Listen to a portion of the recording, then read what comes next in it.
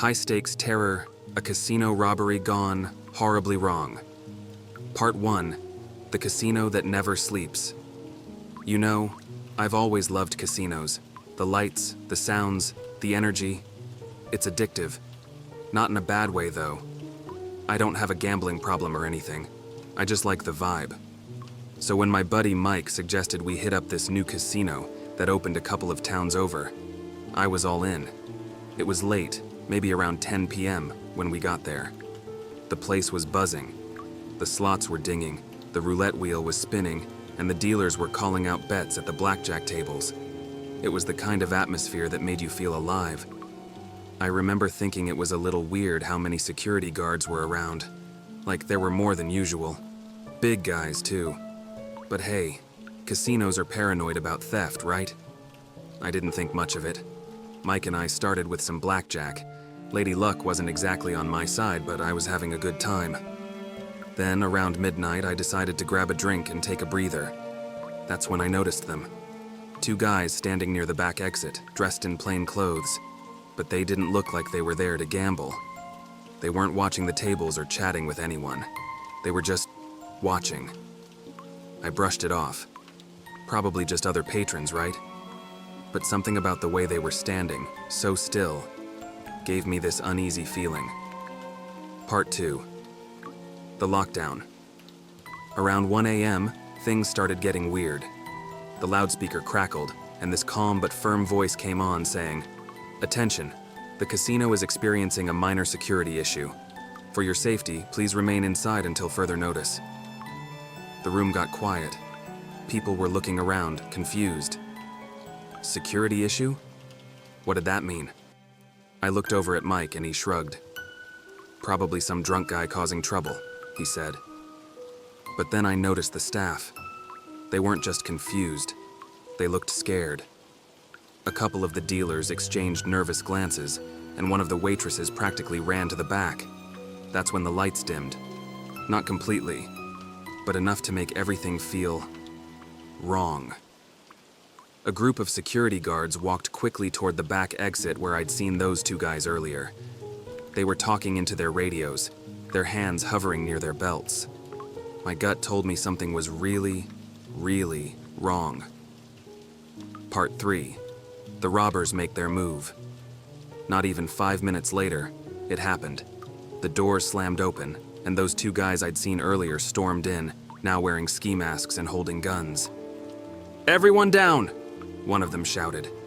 People screamed, some dropped to the floor immediately, others froze like deer in headlights. I was one of the frozen ones, just standing there like an idiot until Mike yanked me down behind a slot machine. "Stay quiet," he whispered, his face pale. The robbers moved fast.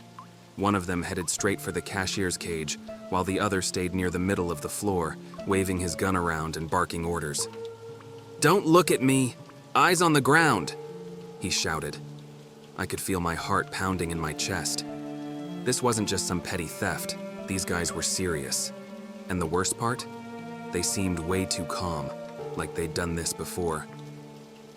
Part 4. The twist. Here's where things got really messed up. While one robber was stuffing bags with cash, the other one started pacing around the room, scanning the crowd. Then he stopped, right near where Mike and I were hiding. "You," he said, pointing his gun at a guy a few feet away. "Stand up." The guy, a middle-aged man in a suit, stood up, trembling. "Empty your pockets," the robber demanded. The guy fumbled to pull out his wallet, his phone, everything. Then the robber leaned in close and said something I couldn't hear. Whatever it was, it made the man's face go white as a sheet. The robber laughed, a low, guttural sound that sent chills down my spine. Then, without warning, he turned and fired a shot into the air.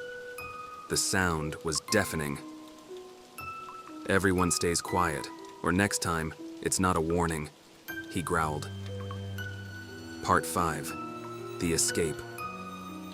Eventually, the robbers made their way back to the exit, their bags stuffed with cash. But before they left, one of them turned around and said, "If anyone tries to follow us, they die." And just like that, they were gone. The room was silent for a moment, like everyone was too scared to move. Then chaos. People were crying, security guards were scrambling, and someone finally called the cops. When the police arrived, they started taking statements.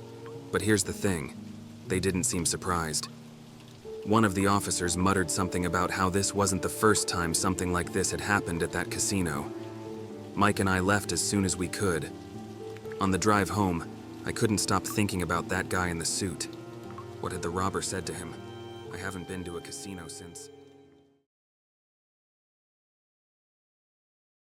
The night the shadows moved.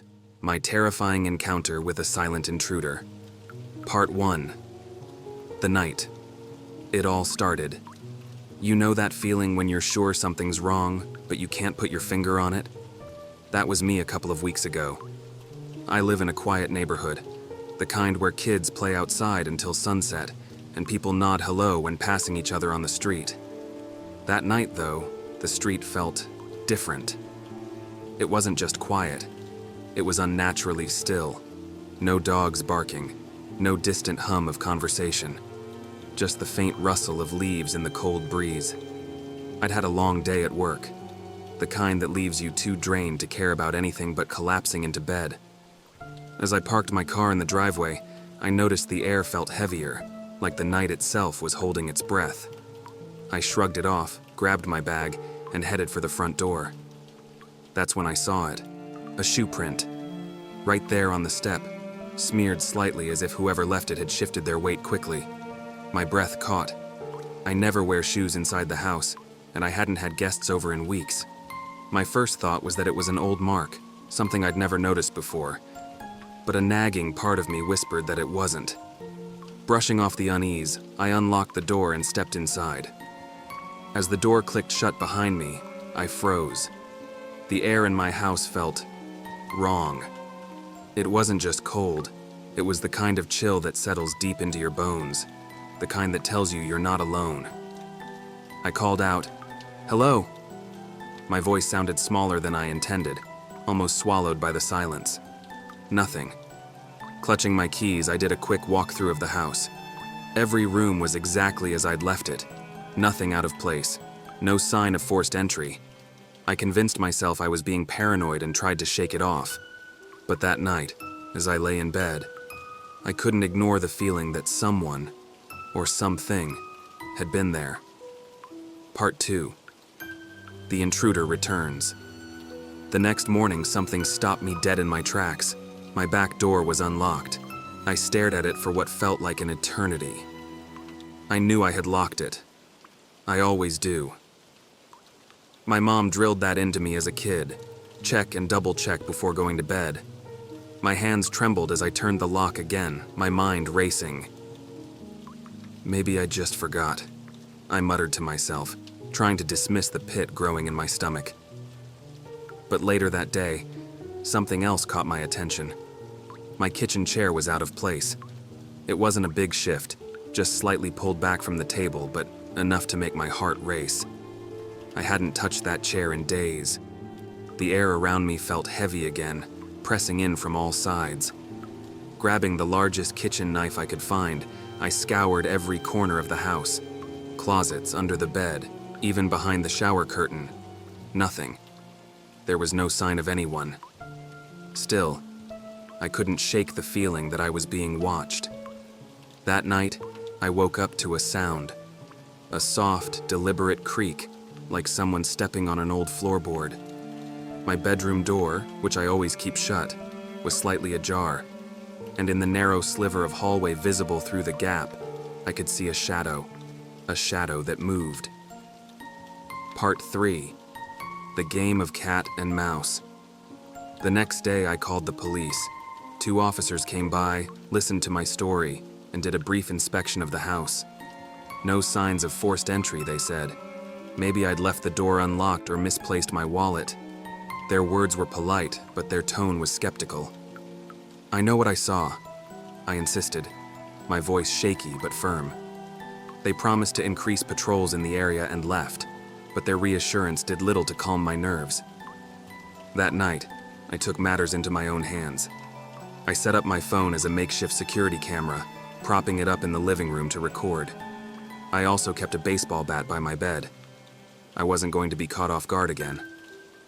Around 3 a.m., my phone buzzed. Motion detected. My heart stopped as I opened the app. The grainy footage showed someone standing in my living room. They were wearing a dark hoodie and gloves, their face obscured. They weren't stealing anything, just standing there looking around like they owned the place. Then, as if sensing the camera, they turned and smiled. Part 4. Trapped. I called the police, whispering into the phone while clutching the bat. They said they were sending someone immediately, but every second felt like an hour. Then, I heard it. Footsteps on the stairs. They were slow, deliberate, each one echoing in the silent house. I pressed myself into the corner of my room, holding the bat so tightly my knuckles turned white. "Hey," a voice called out, low and mocking. "I know you're in there." The doorknob jiggled, then turned. The door creaked open just a crack, and a gloved hand pushed through. That's when I screamed, a raw, primal sound that seemed to catch them off guard. I heard the footsteps retreating, pounding down the stairs and out the back door just as the wail of sirens filled the air. When the police arrived, the intruder was long gone. Part 5. The aftermath. I thought it was over. I replaced every lock, installed a real security system, and stayed with a friend for a few days. But even with all that, I couldn't shake the feeling of being watched. A week later, I came home to find a note taped to my front door. The handwriting was messy, almost childlike. "You're fun. Let's do this again." I didn't sleep that night. By morning, I'd packed my things and moved out. Even now, in my new apartment, I jump at every creak and shadow. I double-check every lock, every window. And sometimes, when the wind blows just right, I swear I can hear footsteps on the stairs.